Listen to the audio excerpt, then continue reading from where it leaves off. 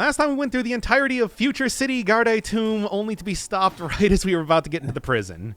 So instead, went all the way back up to the, like the cave with the soul of the Phoenix boss, if you might remember that.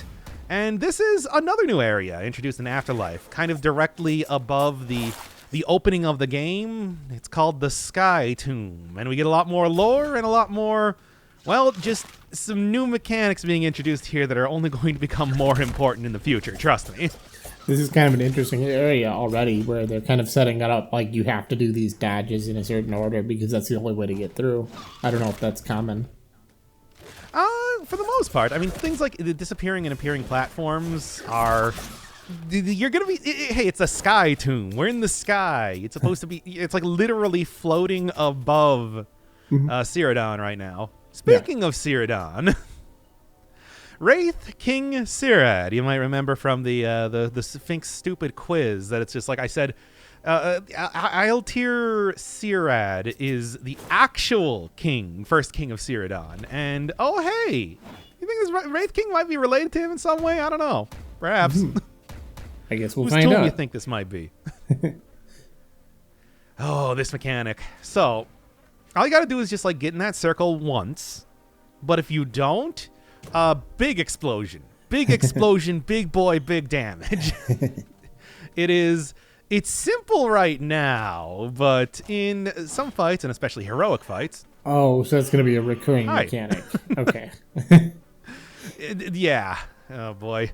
It's like and trust me, it's one of those things. It's like it is deceptively simple right now. But yeah, aside from that, it's like a new type of enemy are these guys that got like big branch hands. I don't even know how you'd... They remind me a lot of some enemies that appeared back in the Chalice dungeons for Bloodborne specifically. There were these like little dudes that would shoot fire at you that had like a bunch of candles on their back. It's a very similar sort of design here. These guys, needless to say, are a little bit more aggressive. So the guys in Bloodborne just did like 1,000,000 hit points of damage. They would like one-shot you. Do you think they were influenced by Bloodborne? Oh, we can keep talking about Dark Souls. Look, we do it every single episode. I know. That's why I said it was just a bit, but yeah. Oh, man. Elden Ring, I'm going to be playing that coming out soon. So it's just like Souls games. Well, I mean, for God's sake, I just put up like Dark Cells, the episode, just a second ago for Dead Cells. Look, trust me, Dark Souls is going to be a thing on the channel forever because I like these games, all right? And I knew it. Of course, one of these things had to hide something. And the golden carrots, of course, give you like some pretty good items. I mean, for God's sake, just getting the boss tome for Endless. Trust me, that's going to be important. So how do the purple shields work? How are they different than the green shields? That's actually something that I don't think was in the original game. Well, I maybe like appeared in the original game like once back in the tutorial area. But it's just like, yeah, what you need to do is you need to use one of your many abilities. I usually go for the gouge attack, as you can see, because it does good damage, blinds enemies, which means they get stunned for an extremely long time. And also doesn't cost anything, just has an extremely long cooldown. It's otherwise you can hit them a whole bunch to build up your soul energy, but they don't appear super often. They start to appear a lot more in your new game pluses, where random enemies suddenly become like elite versions and get a lot tougher because of that. Because these guys do more damage, they have more health, in addition to this whole like shield that will block a ton of attacks. Yeah, and this is, of course, where I reveal how few video games I've played, but like that seems like the thing in Hades where you can get the punishment to make the enemies have a shield where they take like 1 or 2 or 3 hits before they take any real damage. Oh yeah, Pact Punishment had a whole lot of fun stuff there. Yeah. By the way, there was a nice big huge statue of Cyrad holding the source of immortality, in case you forgot it was a big giant dumb golden orb. It is, by the way.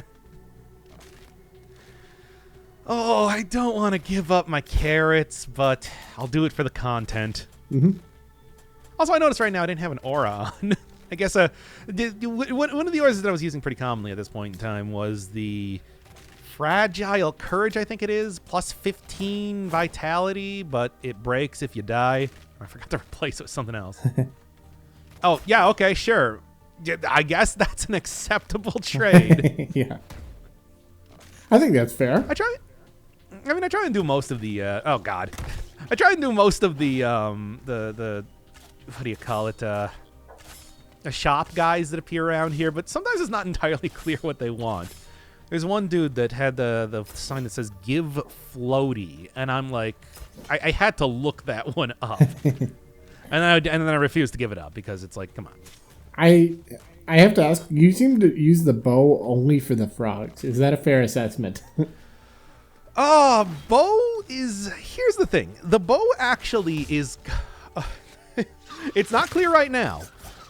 Bow is an integral part of later builds. Okay.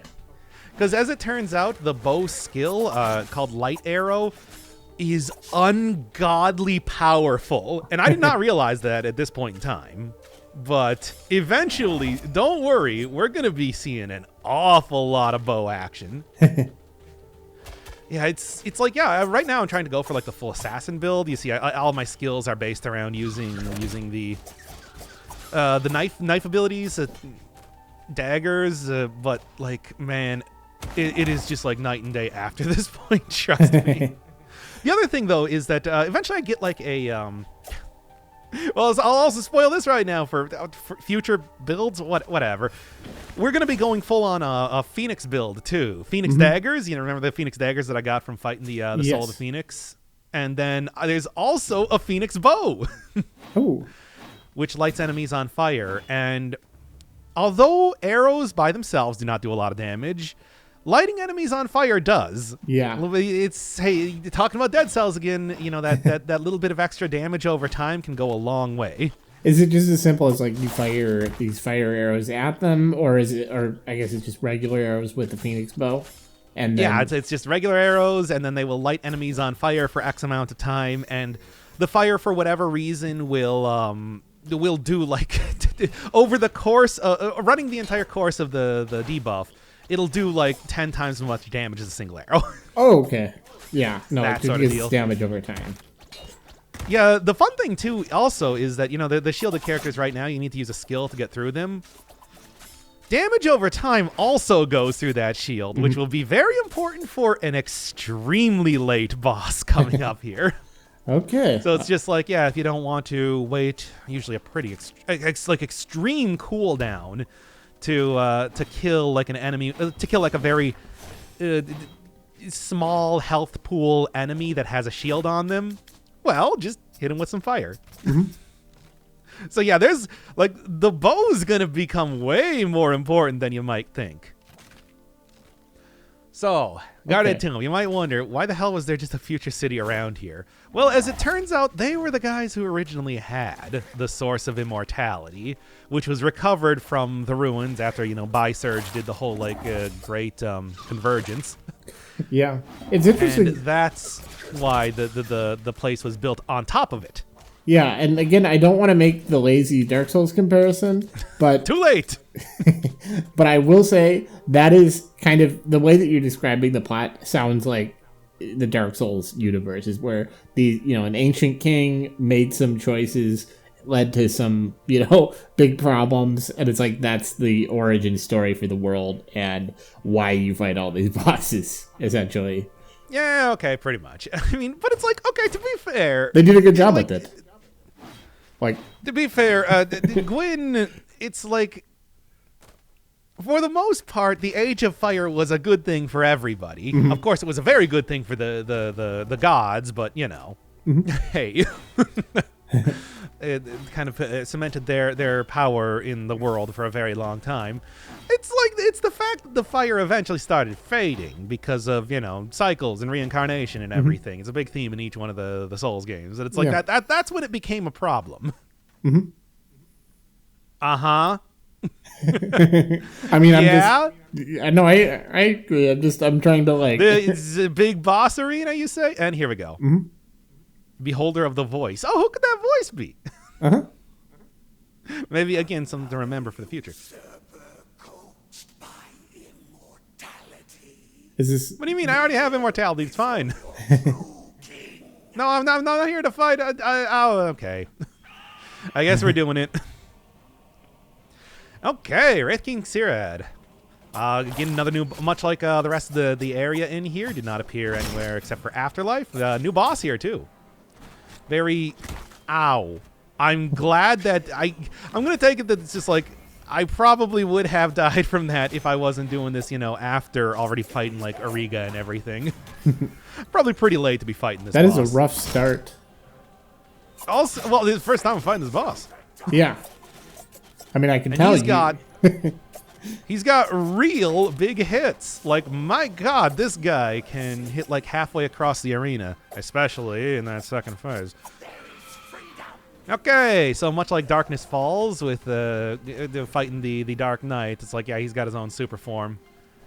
And I'm sure, as you can probably tell, making like all those, that attack. Oh, well, I'm sure that's going to be, Christ. I'm sure that's the worst of it. Like, this heroic one is probably just as bad. Oh, the heroic one is just like, yeah, you see those, oh my God, I'm so close. The heroic one is just like bullet hell where you actually have to go to like a corner of the map kind of thing. Or like get really good at rolling through it. Yeah. But hey, first try, baby, let's go. Also, nice little just surreal background here, like even by the standards of this game. I love the background. Yes. Backgrounds is so good in this game. Yes. Hey, here is we finally get an explanation of what these flowers do. They've been appearing everywhere all over the map, and I'm like, oh, finally. Ooh. So yeah, there's not like a like infinite jump like you would get in a Castlevania game or something. It's very specific, very like area based, but you do actually get you do get a multi-jump ability here. And I'm just like, considering I was about to die there so very often, I just decided to go with a little bit of vitality for once. Yeah. Damage is okay. Kind of. Look, let me tell you, the later heroic fights, I'm building them up, but like, trust me, it's like some of them took like over 3+ hours, man. 110? Not right now. What level are you roughly at this point? I think I might be like 80 or so, which is pretty good. Yeah, Seed of Knowledge. A little bit boring. I was hoping for like an interesting sort of item, but I mean, I guess I did get the scythe from the boss. Yeah, boss himself. That's a pretty cool scythe. Finesse scaling does like big, huge damage if you hit enemies a bunch of times. It's very similar to the Phoenix daggers. But, like, I don't know, it's slower because it's a scythe, so, Plus, like, I gotta keep that branding, Yeah. Yeah, I had no plans to go full Phoenix build in this game, but it's just like, with the character I have, it just works the best. Yeah. Can I say? So this basically changes the whole game in terms of, like, it makes it like a puzzle game whenever those flowers are around. Oh yeah, you got to be doing some really. There are some weirdly tricky because like it's the infinite double jump stays around for a lot longer than you might think, so you can find some interesting things around here. Yeah. I mean, that's going to be coming up until way later. Well, like from a designer's perspective, it's kind of a dream because you can add all these things that you wouldn't have been able to do, much like any other Metroidvania kind of game. But it's a nice little mechanic. Gives you a lot of opportunity to backtrack. Yes, exactly. Pad out that game time, baby. Well, I don't even feel like it's padding. I think it's just a way to give you new access to areas that you wouldn't have been able to get to before or after. All right, not Speaking after. of that, though, that is the one thing that that I was missing to actually get into the prison now, past Guarded Tomb. So starting next episode, we're going to be finally continuing on with getting each one of the sigils. It's like it's coming up. But first off, let's check out what's over here. I guess what I like about it is that, yes, it obviously allows you to access new areas in the standard Metroidvania way, but it also allows you to build, it allows them to build puzzles around this. Like, you've got infinite jumps, so suddenly you can change the way that you're designing a level. And boy, do they. As I would imagine, yes. Like, otherwise it would be a waste. It would be just like, oh, well, now you just, for some reason, you can just jump. And we're not going to explore that at all. Yeah, I mean, you can probably tell what those owl statues are supposed to be. Like, it's fairly obvious, the three elements that exist in the game and all that.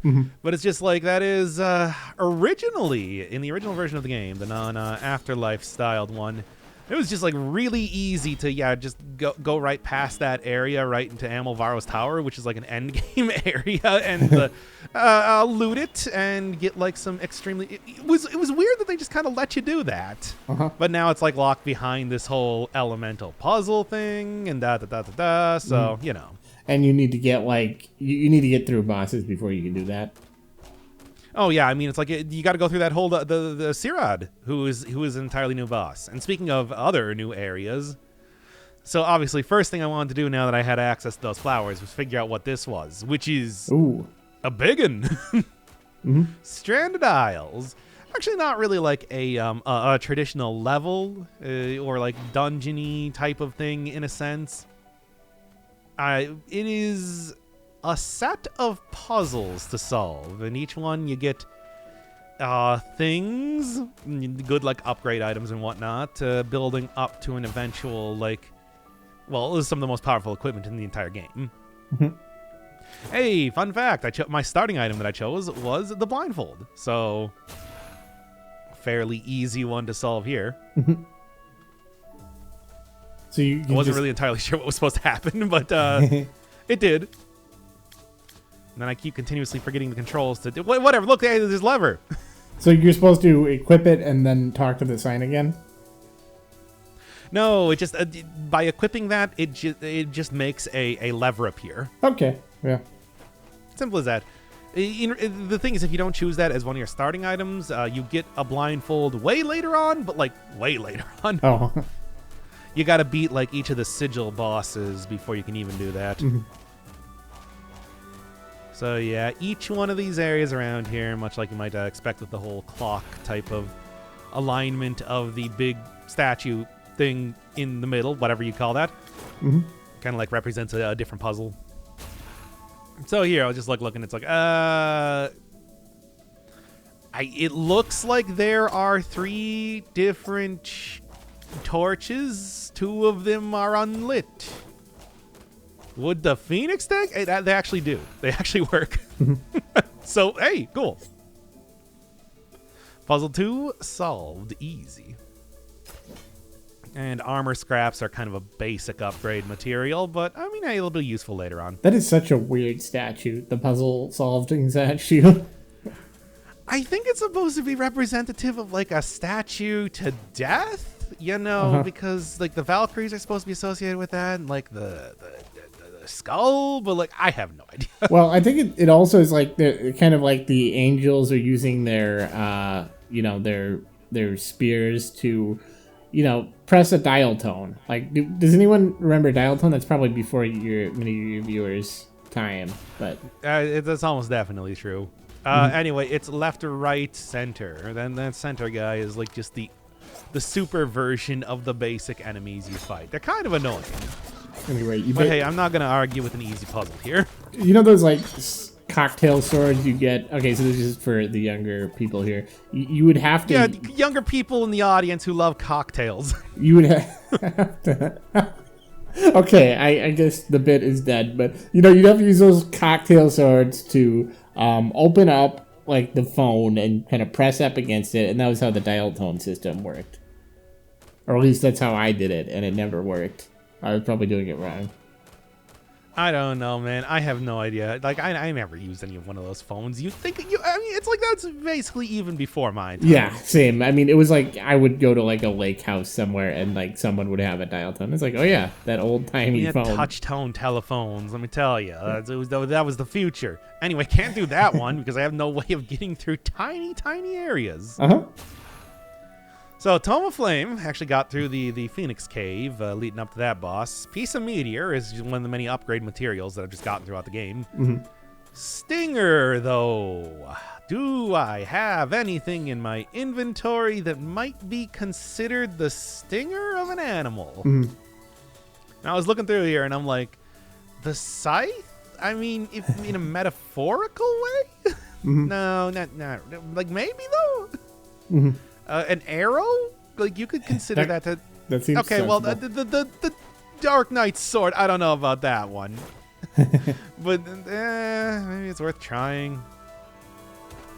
I'm like, yeah, a tome, one of the casting tomes of flame is just something dropped by one of the enemies around there. A meteor, you just find all over the place. Hey, I got one of those. Mm-hmm. Now, I only got one of those, but I guess I just solved the puzzle with it, so it's cool. Mm-hmm. Sure. So you don't have your so long to blindfold figure out anymore what for the that rest of the actually game.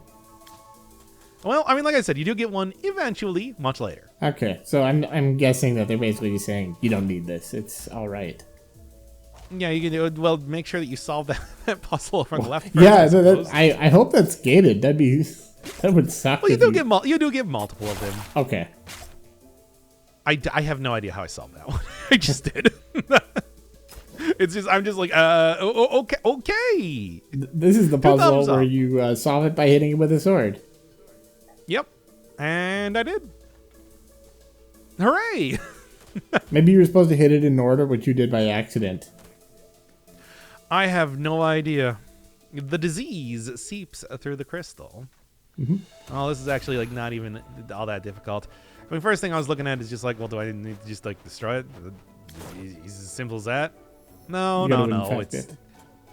Yeah, infect it with something because it's just like, I can do this whole like poison thing here. Oh, that no. Okay. I mean, it was a good try though. No. It's like one of the things that the panacea item right there says is that it also cures everything around you as well as yourself. Bam. Nice. So in other words, so it's just like, I don't know. Those things is like, do I have to infect them more? Do I have to remove the infection? Whatever. Yeah. Got it. Warm his icy heart with a cool island song. Oh my god. Anyway. All right. On the left side that you can just kind of go under, get a carrot. And then I'm just like, gee, I wonder. By the way, are you going to Endless, though, is interesting. I guess that's where you get the other tome for that. And, oh, yeah, there's a good preview of the sort of mechanics that we're going to have to deal with in that fight. Oh, my God. Let's read that bottom there, baby. Mm-hmm. Oh, man. That is... Oh my god, there's so much stuff happening in that fight, and it's a 5-phase fight, but we'll get there. Well, she's got no lineage to immortality, which means she must be a new character. Yeah. Because all the characters we've encountered have been immortal. Well, I mean, Ione and... Oh, okay, no, yeah. Other person isn't. This is in the burrow with a big fat rabbit person. You remember the rabbit guy? Of course, that's one of the most memorable parts of this game. I put him in the thumbnail for good reason. Thanks. So this is where you find Kusith. All you really need to do is just get the infinite jump upgrade for that, which I was wondering about, but I guess a lot of the sigil holders are kind of like gated behind actually getting this whole infinite jump thing, which I've been putting off for a while because I'm like, new content. Yeah. Want to save that for a special episode where I can make sure that I beat the boss on my first try. What? I didn't say that. To look cool. But yeah. It's like, okay, so we're in here now and there's a little bit of... My god, I even rubbed the stupid giant rabbit's belly. That's why I got that lucky buff on right now. What does the lucky buff do? I have no idea. I'm guessing that there's as with a lot of games that are RPGs based on tabletop games on some abstract long lineage level, there are just D6s in the background, and this just means you're you get a +1 to those. Or you get a higher something chance like of that. critical. Or maybe, I don't know, enemies have a chance to drop golden carrots or something, and that's kind of how that's a renewable source of things in the game. Who knows? It's not explained. Yeah. I just rubbed the rabbit's belly, and I got the buff. Mm-hmm. I do Well, find anyway, that you can see kind of how these charming things work. aspect of these series when they don't explain everything. Like, they just kind of leave it. And I guess this... I don't know. I would prefer if I can go mouse over that and figure out what it was actually doing. And Yeah. it's like a 10-minute buff. So this is like So a... I could put it on all the time if I wanted to. By the way, what was that puzzle with the those ground pounds? Like, what were you getting from that? Yeah, like doing the ground pound would make those like spikes on the ground disappear Oh, for a okay. short time. Okay. So it's just like I need to figure out how to do that in a way that would get rid of the spike. I mean, it's like obviously I didn't need to get rid of the spikes on the bottom platform, but the middle and upper one because I have see. to double jump, you know? Yeah, of course. And it's like if you do all three of them, then it takes too long and you'll get hit by the spikes. Okay. So Kusith, like I was saying originally, this was just kind of like a bonus boss that sort of existed in the background. Now it actually has like proper good story significance, now that it holds one of the sigils. It was also kind of a crappy boss fight, sort of like a DPS race before, but you know. So they completely revamped it then? Yep, they sure did. Wow. Seems like a lot of, like... you have, like, complaints about the old game, and you're like, yeah, but they totally fixed it in this one. You know, the old game was janky, but it was good, and also you don't even need to fight the boss. You can just pet it. That's cute. That is cute, and I won't fight the boss then. Fine. I killed it, and its heroic incarnation in the original series. We don't need to do that again. Uh-huh. Besides, you also get apparently like a, not just a sigil, but like some sort of special aura on top of that. Neat. 50% extra souls. Destroyed if killed, though. I don't know. Well, I'll leave Kusith alive this time. Look, we did it before. Mm-hmm. Anyway, to the heroic fights. Let's get to Wraith King Sirad, of course. I mean, hey, that was the one that I fought. This one here, but it's the obvious. That move there hits you pretty hard and pretty quickly. Yeah, that's like that is definitely like a bullet hell style move. Yeah, just kind of like make sure you're not super near. And I still got hit anyway. Didn't Like- do as much damage as I was thinking, though.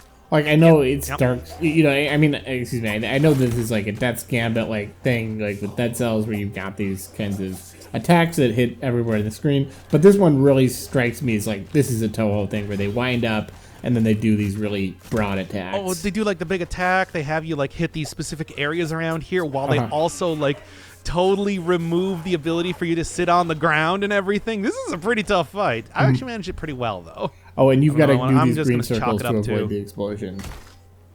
Yeah. It's like it's I somehow I think like me actually getting the health upgrades is like helping a lot here because I wasn't taking too much damage. Yeah, it's compared to especially some of the later fights. I think at some point, like, you know, like, I know about min-maxing and stuff, but there are some times where it's just like, okay, you know what?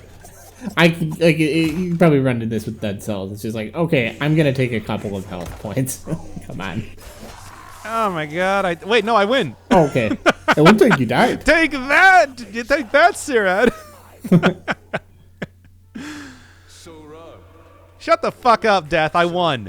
Did you not see the talent point? The talent point means that I win. I see. So you both killed each other, and it spawned in a way that gave you the talent point. I see. That's nice. And I also got this new like plume too and everything. Used cause dodge rolling and air dashing have no stamina cost is pretty interesting.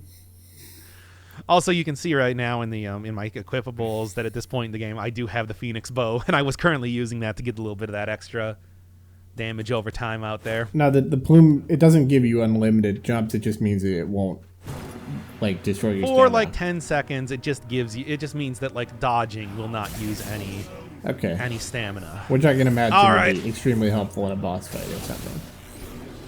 It depends, because actually the plume I'm using right now, which is on a boss that we haven't fought yet, is really good and is actually going to be the standard for the rest of the game. Okay. All right, Heroic Vice Surge. I talked a lot about this one last time. Holy Christ, this boss fight. Okay, I don't even remember. It's like, go look to see how many times I died against this. It was at least like several dozen. It's like, okay, so, like, the electricity is harsh. Try, like, attempting to, I don't know, yeah, like, cancel that out, but, oh my god, and then, like, this attack here. That is like, so confusing. Oh my god. This is Oh, and let me tell you, here's the thing. The Bi-Surge, after he finishes that attack, immediately starts attacking you again. So it's like... It just never... It's like you're not even safe just like focusing on getting the right levels of polarity.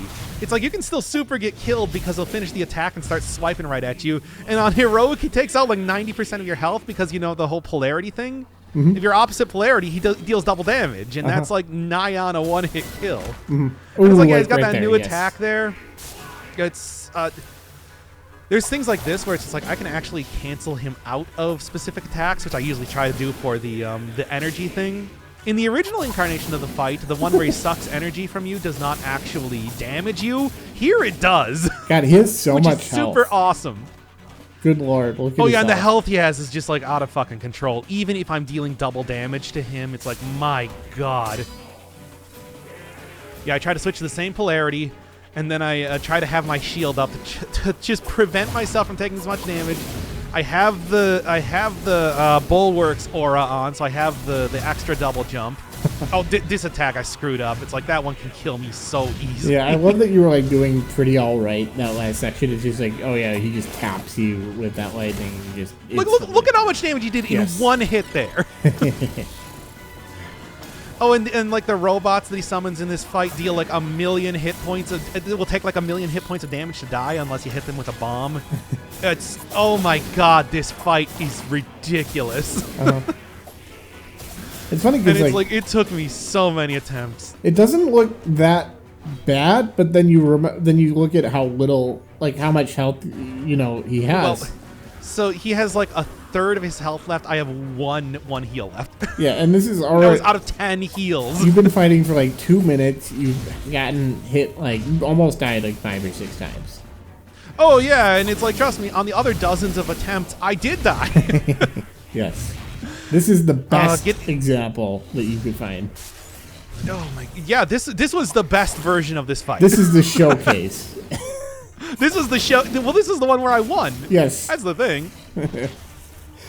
Yeah, the platforms in the background, trying to get him to charge those up, are good for dodging the ridiculous bullet hell attack. Because, like I said, actually trying to do the whole thing where you like switch polarity to not get hit by that, because he just immediately goes into attacking you after that, you'll just get hit anyway, even if you do it perfectly. Because, like, yeah, you see, he's attacking right now, and there's still bullets on screen. it seems like these long range attacks are actually one of your best moves for him, because at least you're not, constantly just You get the damage over time and stuff. Yeah, it's something. it's something. But like, yeah, I have virtually no health right now. I have no healing left. I'm just like, okay, we gotta like DPS race this shit right now, because otherwise it's like I'm done. I like that he's saying He like, pulls out another big attack. energy. I need more energy. It's like, yeah. Reminds me of that Sure do. clamp. Oh my god. Yeah, I just use So this thing that I use that's at every Bi-Surge. opportunity. Holy Christ, what a fight. But yeah, get some good stuff out of it. Yeah. Whew. And then we'll go get a look at like what each one of the cloaks are, and we'll finish that up for this episode. And oh my god, we got another even more ungodly, horrible heroic fight coming up next time. Hooray. Oh, it's fun. Uh-huh. Look, I love this game. These fights are the reason why I love this game. Yeah, I can tell. This is like it's really just like solid design on so many levels. Oh, it is that was a tough fight. It was a lot of fun to do. But like, Jesus Christ. Did you see how many things were happening there at any point in time? Yeah. I did. Ooh. It was hard to miss because that's all I was doing is watching it. And boy, Trout, obviously I'm taking the Cloak of Darkness because like it's 17 extra finesse.